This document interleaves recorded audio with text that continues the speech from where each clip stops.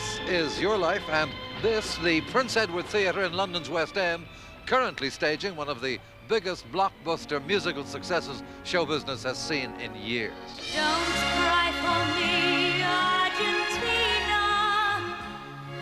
The truth is, I never left you. Evita, of course.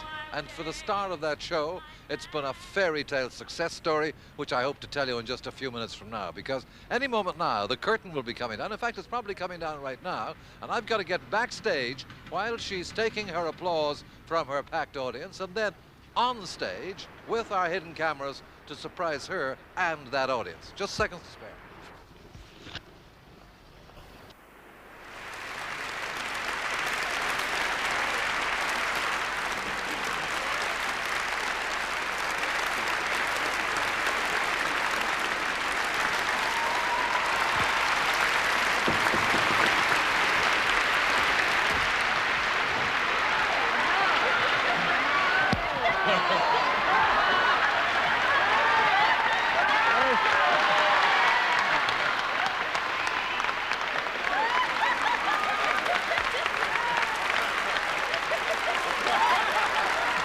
Ladies and gentlemen and cast, thank you for allowing me to join momentarily the cast of Evita. Joss Ackland and Gary Bond know that I'm here to say to Evita herself, award-winning actress Elaine Paige, tonight this really is your life.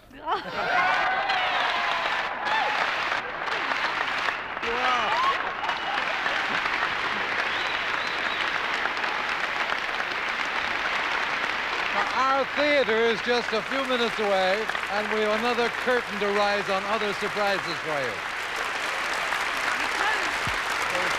We'll take you with us, maybe.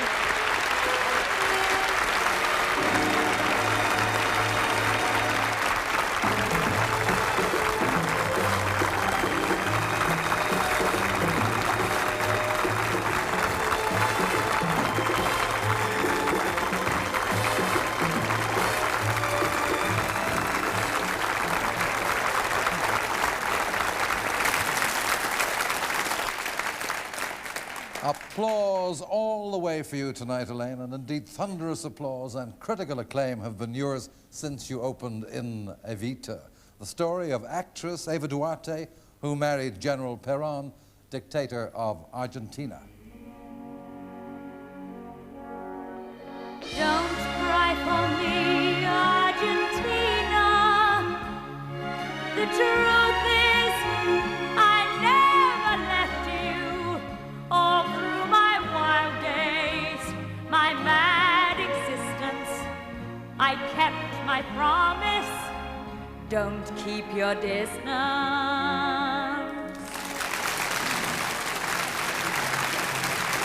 And sharing the stage with you in that smash hit show as Che Guevara, acting and singing star Gary Bond, and in the role of General Perón, that great actor Joss Ackland.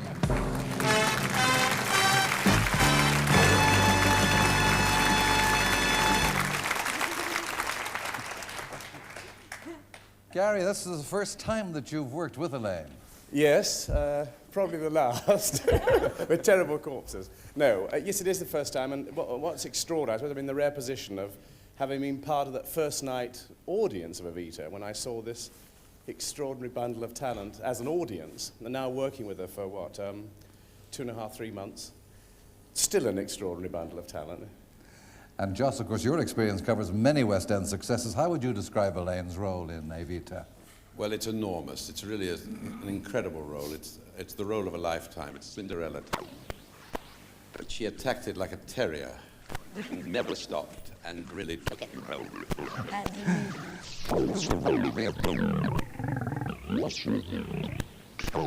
Be here in person tonight, but who would wholeheartedly agree with Joss when it comes to your professionalism. He's someone who encouraged you while he was filming here in 1977 and flew back from America especially to see you on Evita's opening night. And if you look at that screen now, he explains why he can't be here. International screen star Dustin Hoffman. Hi, Elaine. I'm in Burbank, California, and a by any chance I could have been with you, personally, I would have.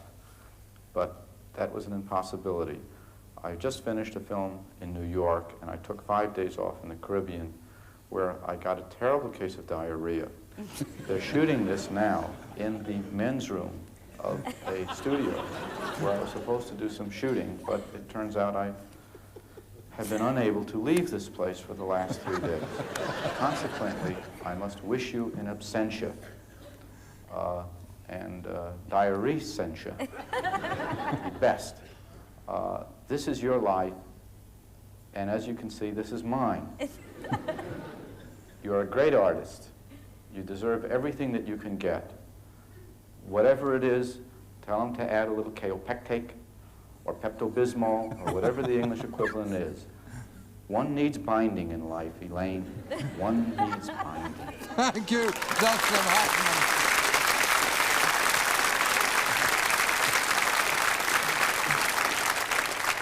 Well, Elaine, though you're now the West End's newest star, you didn't just stroll into that coveted role because you've had quite a packed career in musicals. And a couple of years ago, you appeared in a television show which won great popularity with viewers. Wonder how many can recall Elaine in the BBC's sing-along, One More Time. Country roads take me home to the place I belong. West Virginia, mountain mama, take me home. Country roads. And time to meet again your pals from One More Time. Mike Redway, Paul Curtis,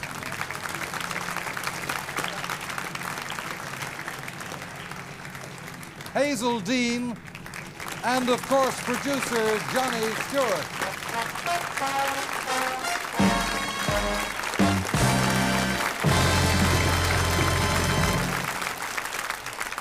Well, Elaine Paige, this is your life, and you made your bow in the world on March the 5th, 1948 at High Barnet in Hertfordshire, and christened Elaine Jill Bickerstaff.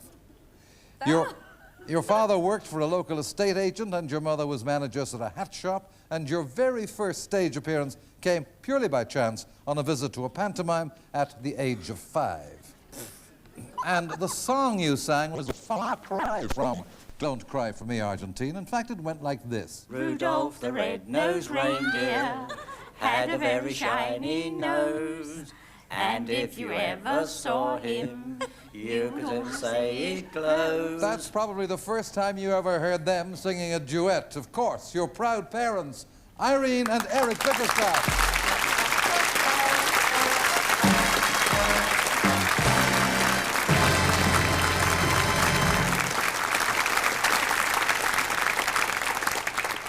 And how do you rate the performance? Did they pass the audition? Certainly. So, Eric, you tell us, please, how Elaine came to step on stage for the very first time. Well, she didn't actually step on the stage at all, Eamonn. I lifted her on. It was at a pantomime, Little Red Riding Hood at the Golders Green Hippodrome. Simon was asking for the children to go up and sing. And I recognised him as an old army pal, and I literally handed her up to him. Well, that old army pal of your father's well remembers that day 25 years ago. You're doing a bit better out of your singing these days, love. All you got out of me was a packet of gobstoppers. Simple Simon from that panto all those years ago. Now, of course, the star himself in a string of television hits, including On the Buses, Reg Varney.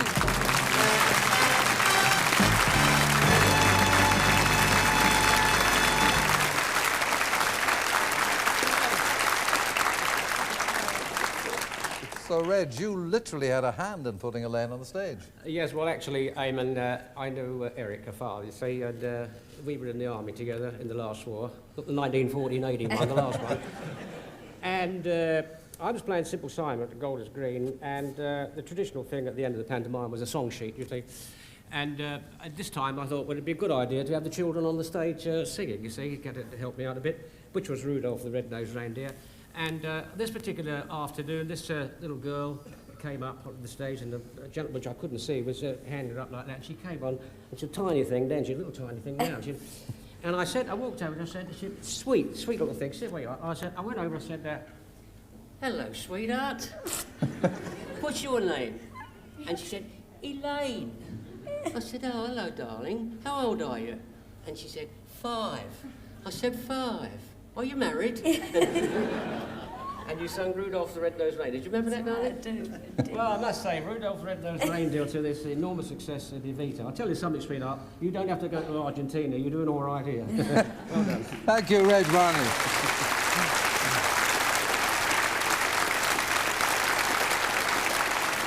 Well, Elaine, you're not from a theatrical family. Do you think that early appearance with Reg might have influenced you towards the stage? Maybe. Anyhow, I know that by the time she's only 7, Irene, that her repertoire extends to impersonations, right? Yes, that's right. She used to put her legs in the sleeves of a black cardigan I had and pull it tight round her middle and prance up and down like Max Wall. How did you do that, Irene? Go on, I dare you.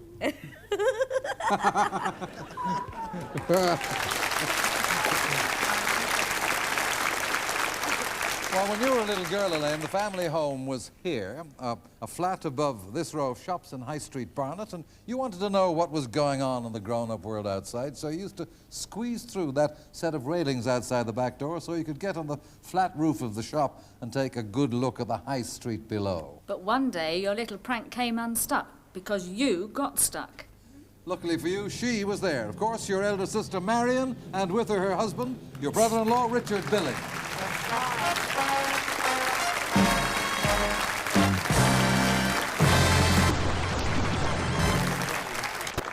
Marion, how did Elaine get stuck? Ahead. In fact, despite the fact that she was getting into trouble with Mum for doing it, she was squeezing through those railings for months. But on this particular day, she got stuck and called me. I came along and tugged from behind, but nothing happened. So I went to get Mum, who had a brilliant idea. Irene, what was that?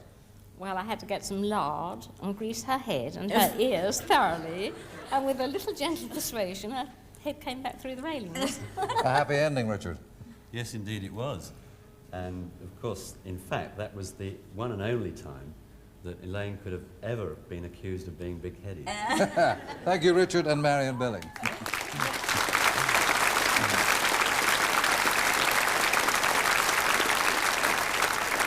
And when you're 10, you pester your dad for part-time dancing lessons at a local dancing school you hear about, the North 20 Dance Studio in High Street, Barnet, where you went twice a week for 4 years, and we're going inside now to see someone you haven't met for 16 years, your old dancing teacher, Stanley Jackson. Hello, Elaine. Great to talk to you after so long. And believe me, no one could be more pleased about your success than I am. And I know you deserve it because you were always such a dedicated girl. You did your bronze, silver and gold medals in ballroom, dancing and Latin American. Then did the same medals doing the man steps. And your dancing partner from those days is here, your cousin Caroline. Hello, Elaine. I bet this brings back a few memories. Remember how Stanley used to teach us to talk, walking around the room with records balancing on our heads. First in time to slow music, then to fast music, slow again and so on. And at the end of the session, the floor would very often look like this. But I can't remember you dropping a single record, which must be something of a record itself. Anyway, here's to a record-breaking run in Evita. Love from us all here. And here she is, your cousin Carolyn Froggatt, and to greet you again for the first time in 16 years, your childhood dancing teacher, Stanley Jackson.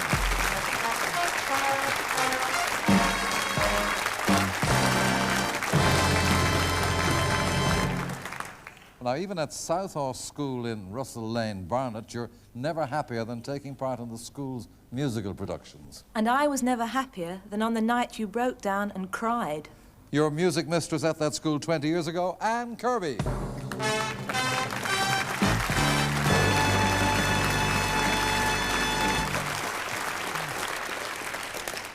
Anne, you were happy when Elaine cried? That's right, Eamonn.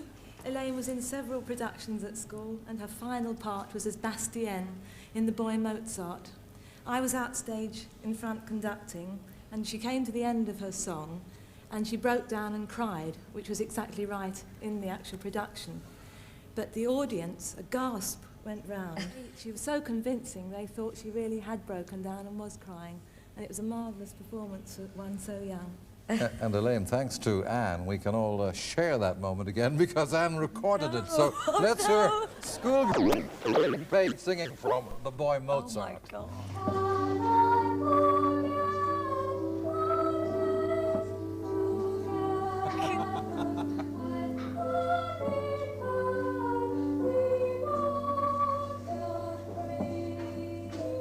Thank you, Anne Kirby.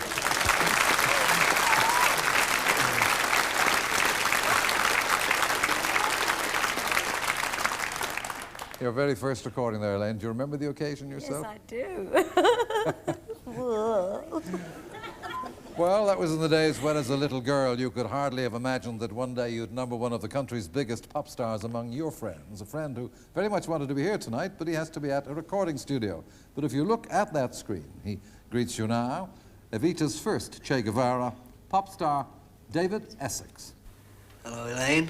Sorry I can't be with you tonight, but as Eamonn said, I'm doing my album.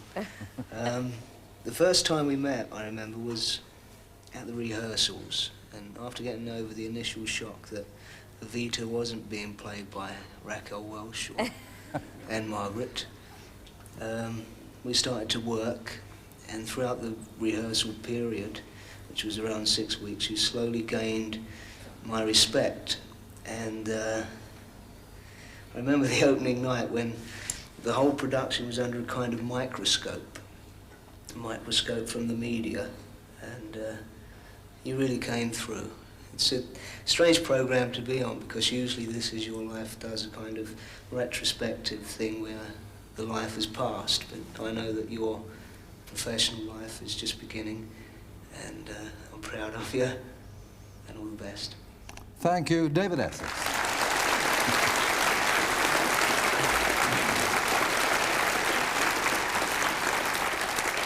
And when you leave school at 15, you go straight to drama school, where one day you learn you've landed your first professional engagement. But it's not exactly a demanding stage role. With a close pal from the drama school, you're hired as models at the schoolwear exhibition at Olympia. And we became target practice for every schoolboy in London who fancied himself with a pea shooter. Your great friend from those days, actress Wendy Padbury.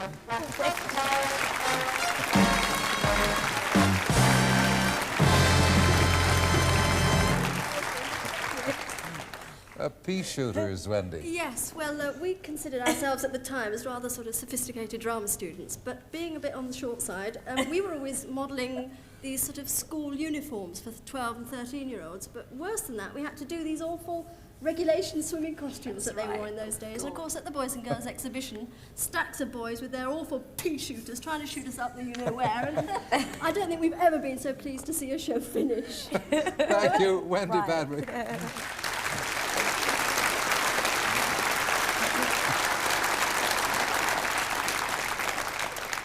Well, the following year comes your first stage job when you tour with Wendy in the chorus of The Roar of the Grease Paint, The Smell of the Crowd, and in the summer of 1968, you joined the chorus of Hair for what turns out to be over 1,500 performances.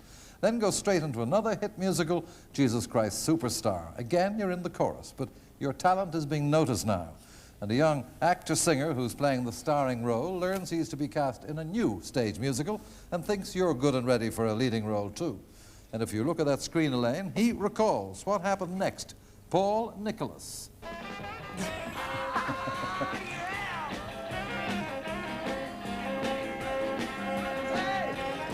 Hi, Sandy. Do you remember that name?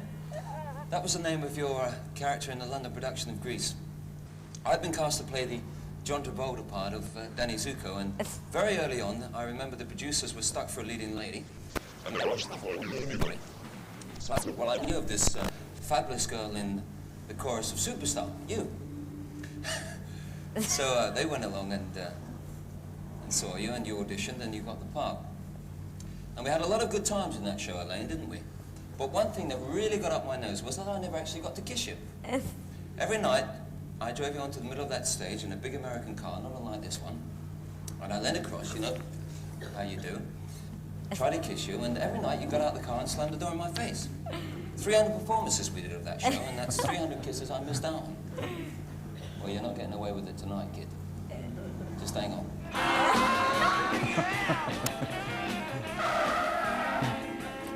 Well, it was very worthwhile, that trip. Because look where you are, right outside the New London Theatre. So you just hang on, because I'm coming in to claim that kiss. And he is, he's here, acting and singing star Paul Nicholas. It was a thrill, the ticks of thrill, a breathe lightning.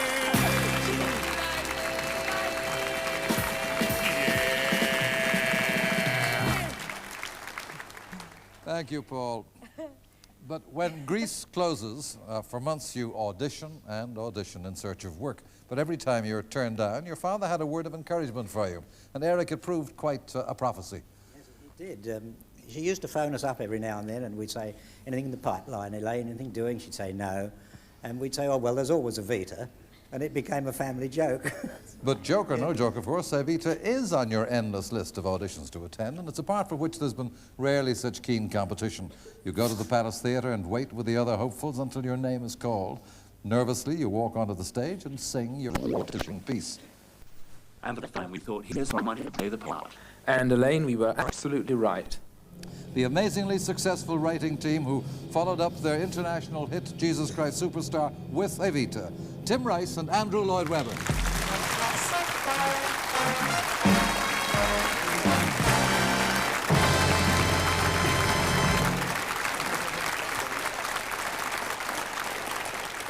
Tim, what made you so instantly certain or near certain that Elaine was the girl you were looking for? I fancied her, I think. No, she had a great voice, obviously, and it came out of such a small person. And she was sexy, quite seriously. It was very important that whoever played the part had to have sexual charisma, to use two cliches in one phrase. And Elaine had all that. But Elaine ain't no cliche, she's great. And, you know, she had to come back about 8 or 9 times. It was rough on her. As often as that, Andrew? It was, yes, it was a murderous thing, but there is one song in Evita that is impossible for anybody to sing. It's called Rainbow High. I'm sure you know the piece.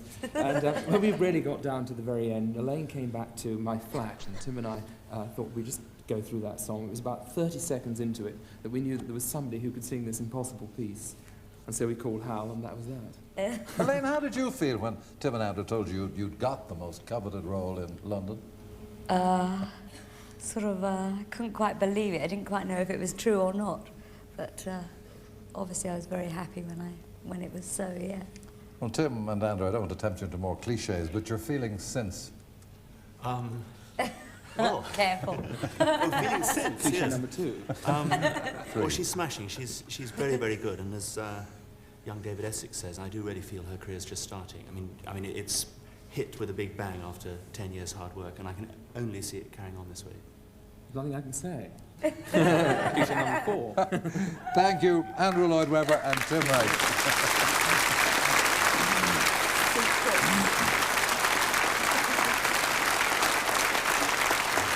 Well, that number that you sang for Tim and Andrew that day that he said was impossible clinched the part for you. It was, of course, he said Rainbow High. I'm their savior, that's what they call me. So Laura call me, anything goes. To make me fantastic, I have to be rainbow high in magical color.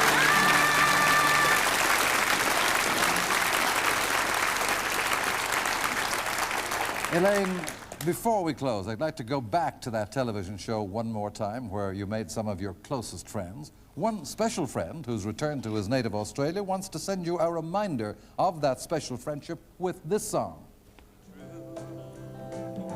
And then while I'm away, I'll ride home every day, and I'll send all my loving to you.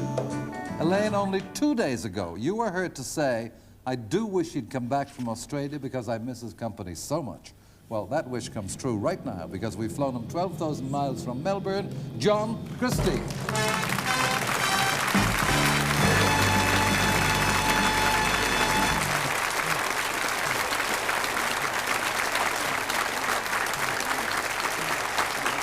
Elaine Paige, this is your life.